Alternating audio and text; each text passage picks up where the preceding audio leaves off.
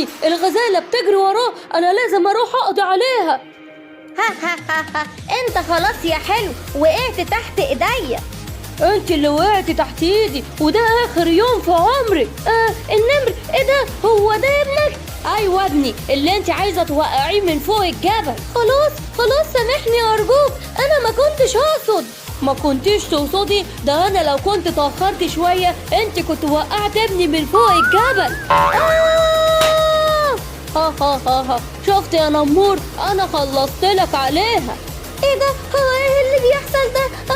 بابا الحقني يا بابا انا نمور ابني، لا. يا ريتني كنت سامحتك يا غزالة. ما كانش ابني وقع من على الجبل.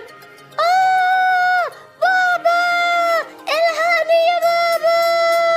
يا ترى هو ايه اللي وقع من فوق الجبل؟ ايه ده؟ هو انت يا نمور اللي وقعت من فوق الجبل؟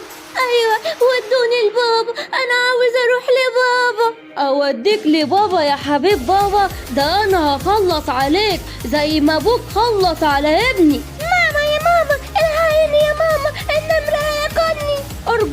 ارجوك يا نمر ما تاكلش ابني، كني انا وسيبه. لا انا مش هسيبه، انا هاخده لابني علشان ابني عاوز حاجه صغيره ياكلها ومش هيقدر ياكلك انت. وانا برضه هخلص عليك وهخليك للذهاب علشان تاكلك. لا ارجوكي ما تموتنيش.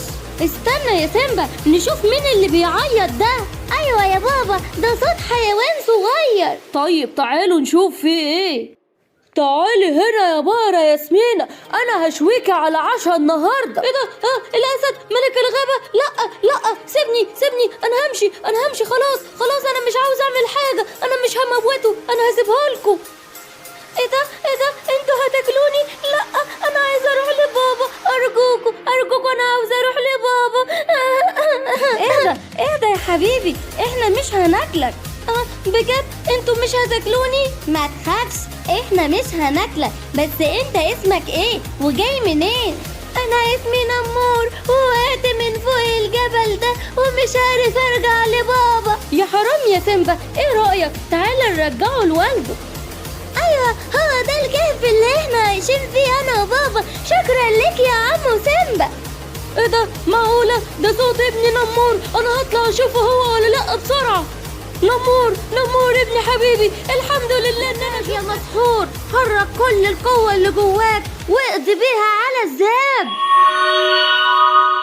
الحق يا ذئب انت وهو، ده الابطال الخارقين وكمان فيهم سبايدر مان، احنا كده مش هنقدر عليهم. هتهربوا تروحوا مننا فين؟ احنا هنقضي عليكم يا ذئاب يا شريرة. انا قلت لك في الاول الغابة دي احنا مش هنقدر عليهم، الملك اللي فيها قوي جدا. دلوقتي هو اللي حصل، شوفوا لنا حل بسرعة، خلينا نخلص منهم. نخلص منهم ايه؟ ده هم كده اللي بيخلصوا علينا. انا بأمركم تحبسوا الذئاب جوه التاج علشان يكونوا عبرة لأي حد يفكر يهجم على الغابة القوية دي.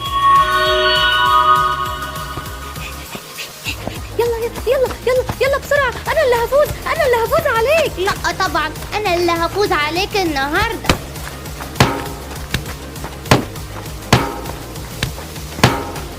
برافو عليك يا ولاد، انتوا اقوياء وشجعان جدا. بجد يا بابا؟ طب مين فينا لما يكبر هيبقى ملك الغابة؟ بكرة لما تكبروا أنا هحكم ما بينكم. بنتي، سيب لي بنتي أرجوك. ماما الحقيني أرجوكي، الضبع هياكلني. اوعي ابعدي كده، احنا لو كنا نقدر نشيلك كنا خدناكي، بس احنا ما نقدرش عليكي، انتي سمينة قوي. الحقني يا ملك الغابة، الضباع أخدت بنتي ورايحين ياكلوها. الضباع هجمت تاني على الغابة، أنا لازم أروح أشوف معاهم حل وأخرجهم منها أو أقضي عليهم.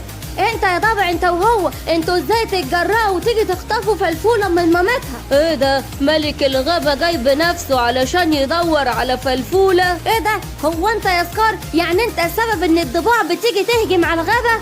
ايوه هو السبب، هو حتى اللي بيقول لنا احنا نلاقي حيوانات فين. انا المرة دي مش هنفيك جوه التاج يا سكار، المرة دي هحبسك في السجن لحد ما تتأدب. بقى